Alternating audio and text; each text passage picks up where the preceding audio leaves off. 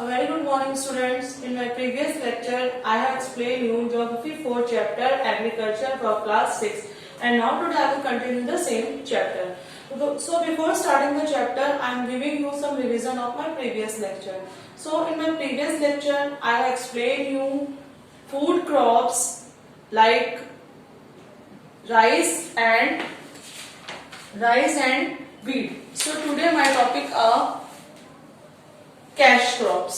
तो बच्चों बात करें, जैसे कि मैंने अपने प्रीवियस लेक्चर में आपको बता चुकी हूँ कि कैश क्रॉप्स क्या होती हैं।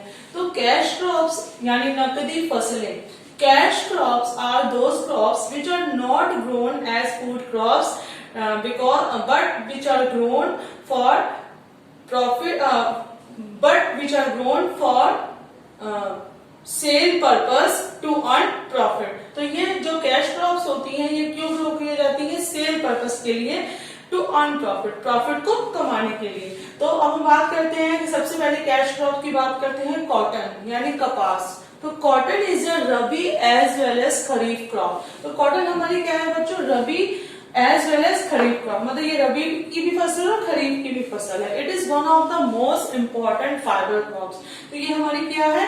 ये हमारी बहुत ही इंपॉर्टेंट फाइबर क्रॉप्स है। फाइबर क्रॉप मतलब कि जो हमारी उद्योगों के लिए जो हमारी जो फसल होती है वो कच्चा माल देती है, उसको हम लोग फाइबर क्रॉप्स कहते हैं। तो it is one of the most important fibre crops. It provides the basic raw material. तो ये प्रोवाइड करती है बच्चों बेसिक रॉ मटेरियल यानी cotton fibre to the cotton textile industry. तो जो हमारी कॉटन क्रॉप्स है ये हमारी कॉटन टेक्सटाइल इंडस्ट्री को बेसिक रॉ मटेरियल यानी कॉटन प्रोवाइड करती है। It cotton plants grow as a bush to a height of 1 or 1.5 meter and is ready for picking in about 6 months. तो अब हम बात करते हैं कि क्या क्लाइमेट रिक्वायरमेंट्स की जरूरत पड़ती है कॉटन के लिए। तो cotton is essentially a tropical plant. तो कॉटन हमारा क्या है बच्चों? एक ट्रॉपिकल प्लांट है, but it is cultivated between 4 degree north and 30 degree south latitudes provided there is no frost.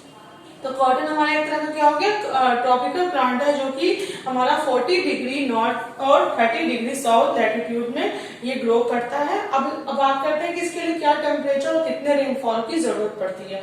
तो cotton plant needs 21 degree Celsius to 27 degree Celsius temperature and a moderate rainfall, मतलब कि moderate rainfall होना चाहिए, बहुत ज्यादा बारिश भी नहीं होनी चाहिए और बहुत कम बारिश भी नहीं होनी चाहिए। तो moderate rainfall of 50 centimetre to 80 centimetre well distributed throughout the year, मतलब कि पूरे साल में कितने रेनफॉल होना चाहिए? 50 सेंटीमीटर से 80 सेंटीमीटर के बीच में बारिश होनी चाहिए और कितना टेम्परेचर होना चाहिए? 21 degree Celsius to 27 degree Celsius temperature होना चाहिए for growing a cotton crop. अब हम बात करते हैं कि सॉइल कैसे होनी चाहिए, मिट्टी कैसे होनी चाहिए।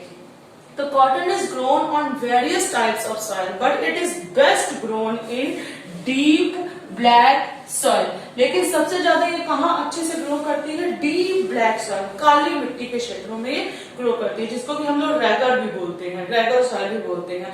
तो black lava soil has the quality of retaining moisture, क्योंकि जो ब्लैक लावा सॉइल होती है उसमें बहुत ज्यादा क्वालिटी होती है नमी को सोखने की, मॉइस्चर को रिटेन करने की। तो plenty of labour is required for ploughing, sowing, weeding and picking cotton bolls. तो बहुत ही ज्यादा लेबर्स की जरूरत पड़ती है इसके प्लोइंग मतलब इसकी जुताई करने में, इसकी कटाई करने में, इसकी बुनाई करने मतलब बुआई करने में। तो plenty of labour required for sowing, plowing, weeding and picking cotton balls as well as other process such as ginning मतलब होता है separating seeds from the ball, मतलब कि कॉटन बॉल से बीजों को अलग करना, pressing and packing in balls और उनको बॉल में पैक करना before the raw material sent to the mills। तो कैसी मिट्टी की जरूरत पड़ती है? It is best grown in deep black soil because क्योंकि काली मिट्टी जो होती है it retains high quality of moisturizer।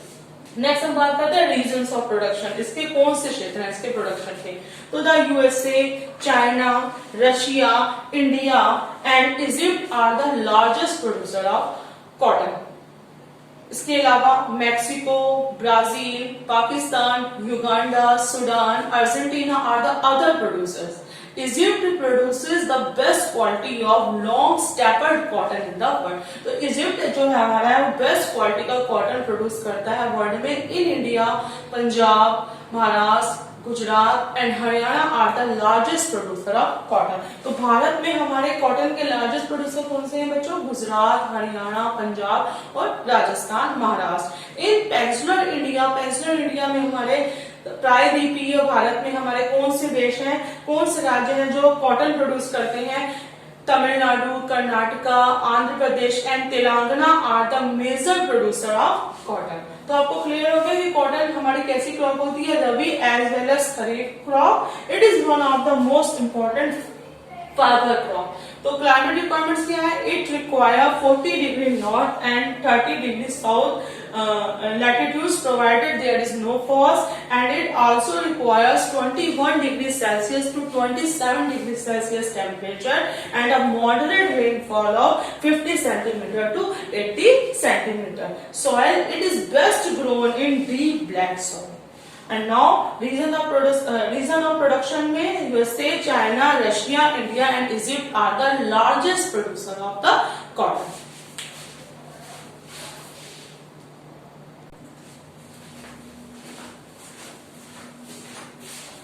तो बच्चों हम लोग नेक्स्ट कैश क्रॉप की बात करने जा रहे हैं, जूट। तो jute is the second important cash crop of India. It is in great demand because of its softness, strength, length and uniformity of its fibre. तो इसकी अपनी इंपॉर्टेंस है, इसकी अपनी डिमांड है। क्यों? क्योंकि इसकी सॉफ्टनेस की वजह से, इसकी स्ट्रेंथ, लेंथ और यूनिफॉर्मिटी ऑफ इट्स फाइबर। तो जिसकी वजह से इसको क्या नाम दिया जाता है? गोल्डन फाइबर यानी सुनहरा रेशा का नाम दिया जाता है। तो which crop is known as golden fibre? तो jute is known as golden fibre यानी सुनहरा रेशा because of its softness, strength, length and uniformity of its fibre it is called golden fibre. तो अब हम बात करते हैं कि it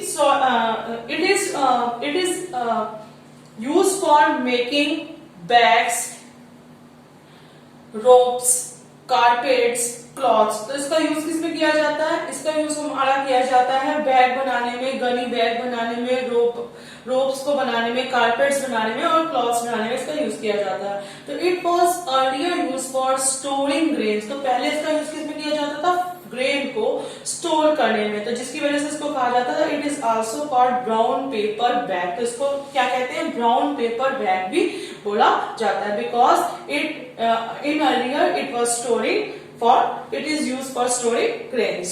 So jute is a rabi crop.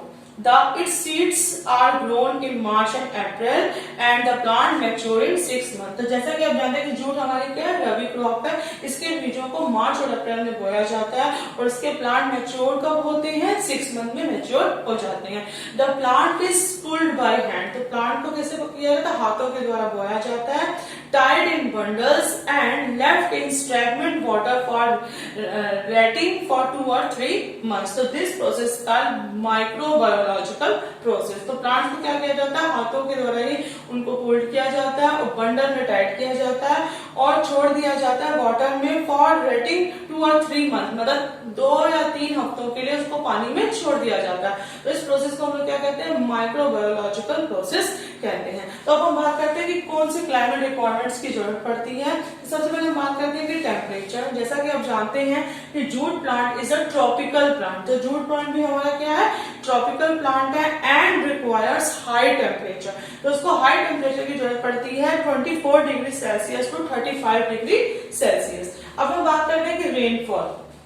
तो jute needs heavy rainfall of 170 centimetre to 200 centimetre. तो jute के प्लांट को ग्रो करने के लिए, जूट की क्रॉप के लिए हमको बहुत ज्यादा बारिश की जरूरत पड़ती है। Large quantity of water is needed not only to grow the crop but also for processing the crop after harvesting. मतलब कि इसको ग्रो करने के लिए ही नहीं हमको बहुत ज्यादा मात्रा में पानी की जरूरत पड़ती है, बल्कि इसकी हार्वेस्टिंग के लिए भी हमको बहुत ज्यादा पानी की जरूरत पड़ती है। The jute is sown by the broadcasting and dibbling method. तो जूट को कैसे बोया जाता है? ब्रॉडकास्टिंग और डिबलिंग मेथड से इसको हम लोग सोन करते हैं। नेक्स्ट हम बात करते हैं इसकी सॉइल कैसी होनी चाहिए। तो alluvial soil found in the flood plains and deltas of river are suitable for jute plant. तो जो हमारी एलुवियल सॉइल होती है, जो कि हमारी कहाँ पाई जाती है, फ्लड प्लेन्स में, बाढ़ वाले मैदानों में या नदियों के डेल्टा में, क्योंकि it is brought by the reverse, क्योंकि ये जो मिट्टी होती है हमारी एलुवियल सॉइल होती है, it is brought by the rivers, तो it is found in the flood plains and deltas of river are very suitable for jute plant. अब हम बात करते हैं रीजन्स ऑफ प्रोडक्शन। तो Bangladesh and India are the largest producer of jute in the world. तो jute is also produced in Arab countries, Myanmar, China and Nepal. तो बांग्लादेश और India तो इसके लार्जेस्ट प्रोड्यूसर हैं। इसके अलावा हमारा जूट कहाँ पाया जाता है, अरब कंट्रीज में पाया जाता है, म्यांमार, चाइना और नेपाल में भी हमारे जूट की प्रोडक्शन होता है। तो बच्चों क्या क्लियर हुआ कि it is also called golden fibre. इसको गोल्डन फाइबर कहा जाता है। क्यों गोल्डन फाइबर कहा जाता है? Because of its softness, strength, length and uniformity of its fibre. It requires high temperature 24 degree Celsius to 35 degree Celsius. It requires heavy rainfall 170 centimeter to 200 centimeter, and it is grow in alluvial soil found in the floodplains and deltas of the river. And the Bangladesh and India are the largest producers of jute in the world. अब next crop की बात करने जा रहे हैं, cash crop की बात करने जा रहे हैं, शुगर केन यानी गन्ना। तो it belongs the bamboo family of the plants. तो ये जो हमारी शुगर केन होती है, it is one of the important cash crop. ये भी हमारी बहुत ही इंपॉर्टेंट कैश क्रॉप है and it belongs the bamboo family of the plants. तो ये कहाँ पे किससे बिलोंग करती है, प्लांट्स की बैम्बो फैमिली से बिलोंग करती है। It is a kharif crop grown in monsoon season. ये हमारी क्या है, ये हमारी खरीफ की क्रॉप है जो कब ग्रोन करती है, मानसून सीजन में ग्रोन करती है। तो it is use for making gun and sugar. तो इसका किस में यूज किया जाता है, गुड़ बनाने में, शुगर बनाने में इसका यूज किया जाता है। It is also use as a fodder. जानवरों के फॉडर के लिए भी इसका यूज किया जाता है। It residue after extraction of juicy serve as raw material for the paper industry. अब हम बात करते हैं इसकी क्लाइमेट रिक्वायरमेंट्स के बारे में। तो sugar cane is cultivated within 37 degree north and 30 degree south latitudes। Temperature कितना होना चाहिए इसके लिए, टेम्परेचर की बात करते हैं कि sugarcane needs 25 degree Celsius to 30 degree Celsius temperature for its growth. Rainfall कितना होना चाहिए इसके लिए, तो rainfall required is between 100 to 170 centimetre. Seaside climate is beneficial. तो इसके लिए क्या चीज बेनिफिशियल होती है, सी साइड की क्लाइमेट हमारे शुगर कैन के प्रोडक्शन के लिए बहुत ही बेनिफिशियल होती है। It grows well on the windward side of island as Japan and Cuba. तो जापान और क्यूबा के जो विंडवर्ड आइलैंड्स होते हैं वहां पर इसका प्रोडक्शन बहुत ज्यादा होता है, जिसकी वजह से Cuba is known as sugar bowl of the world. तो जिसकी वजह से क्यूबा को संसार का शुगर बाउल कहा जाता है, मतलब कि शक्कर का टोकरा कहा जाता है। अब हम बात करेंगे सॉइल कैसी होनी चाहिए, तो इट रिक्वायर रिच एलुवियल और लावा ब्लैक सॉइल। तो ये इसका प्रोडक्शन कहाँ पे होता है, ये कहाँ पे इसका प्रोडक्शन होता है, इसके लिए क्या जरूरत होती है, हमको रिच एलुवियल और लावा ब्लैक सॉइल की जरूरत होती है। अब इसके रीजंस की बात करते हैं, तो रीजंस ऑफ प्रोडक्शन में India is the largest producer of sugar cane. तो हमारा जो भारतवर्ष है वो हमारा शुगर कैन का क्या है, वो जो बहुत ही लार्जेस्ट प्रोड्यूसर है। The other important producers are Cuba, Brazil, Mauritius, Vietnam, Bangladesh, Nepal, Taiwan and Indonesia. तो अब हमने क्या बात की थी कि शुगर कैन के बारे में, जैसे कि it belongs to the bamboo family of the plant. किससे बिलोंग करता है, प्लांट्स की बैम्बो फैमिली से बिलोंग करता है। It is use for making गुड़ and sugar. It requires 37 degree north and 30 degree south latitudes. It requires 25 degree Celsius to 30 degree Celsius temperature. It requires 100 to 170 centimeter rainfall, and it grow in the windward side of island as in the Japan and Cuba. That's why Cuba is known as the sugar bowl of the world. Soil, it requires rich alluvial or lava black soil, and the India is the largest producer of the sugar cane. So students, today what I explained, today I explained cash crops। और cash crops में मैंने आपको आज explain किया है cotton, jute, and sugar cane. I hope you understand very well. So that's all for today. I will continue this chapter in my next video.